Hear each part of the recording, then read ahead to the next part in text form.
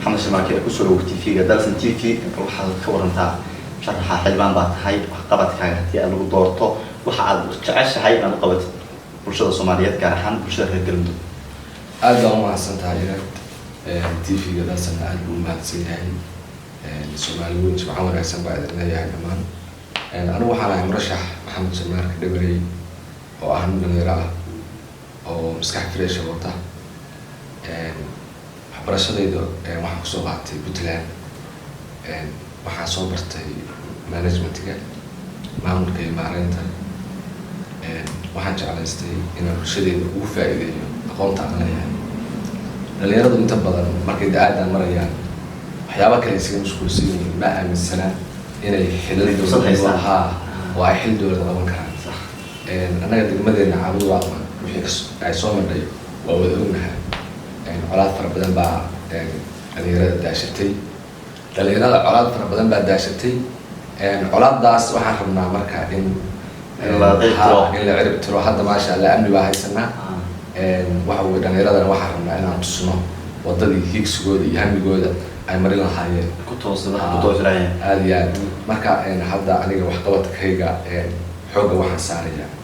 dhammaan ummadda reer caabud waa iyo ummadda waqooyiga galgaduud degta oo balanbal iyo caabud waa qaday tahay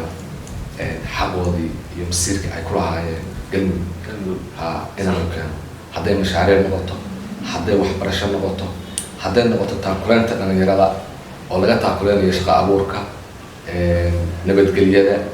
inay siyaasadda soo galaan maamulada la jaan qaadaan aad iyo aad baan dhalinyaradan u soo dhaweynayaa waxaan ku bogaadinayaa in ay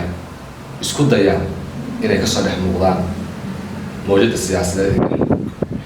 waayahay nin maxaa tahay dhalinyarada waxaa kamid tahay degmada caabudwaaq dabcan dhalinyarada markay noocaan da-aadaan leeyihiin kuma ay fakaraan inay xildhibaan noqdaan way ku fakaraan inay xildhibaan way ku fakaraan inay wax kala qabtaan adiga maxaa kugu dhaliyay adoo da-aadaan markaasi da-aad caawda kamid ah inaad kamid noqotid ama markaasi u istaagtid shaqada xildhibaan aad baa mahadsan tahay waa su-aal macquula niyahow horta daljoog waa nimco joog qofka hadduu dalkiisa joogo nimco ka maqan male maanta waddamada shisheeye dadka ku nool inta badan waa lala xiriiraa wax nool annaga ay nagu dhaan yihiin oo ama ay nagu dhaamaan ay ku nool yihiin ma jirto anoo waddankayga jooga oo lacag la-aan ku shaqeeya baa wax walba iiga qiimo badan xorriyaddu wax walba la dhaafsan karo ninkii dhalinyaro ah oo maanta ay tahriib ku jiraan waxaa oran lahaa tahriibtu iska daa wax ka fiican baa waddanka ku yaalla dhulkaaga hooyo waad shaqayn kartaa qofka bini-aadanka ahna isagoo aan lacag qaadan baa loo baahaya inuu shaqeeyo muhiimaddu waa cirdigaaga iyo sharaftaada inaa waddan kale qabaan ka noqotinna waa laga fiican yahay qof bilaa xorriyada marka waxay ku dhalisay inaan waddankayga anigu aan wax ka dhigto oo aan horumarsado haddaan aanu ka tahriibo yaa waddankayga wax u qabanaya ilaani ka tahriibay aad iyo aad maasha Allah marka hadii waayahay hadda adiga hamigaaga ku jira inaad ku guuleysanayso musharaxa xildhibaan aad iyo aad waa u guuleysanaya aniga rajadaydu waa 100% waxa weeye insha Allah waa guuleysanaynaa waxqabadkaygana way arki doonaan dhammaan dadka degan waqooyiga galgaduud iyo dadka ay soo doortay oo aan ka soo jeedo marka insha Allah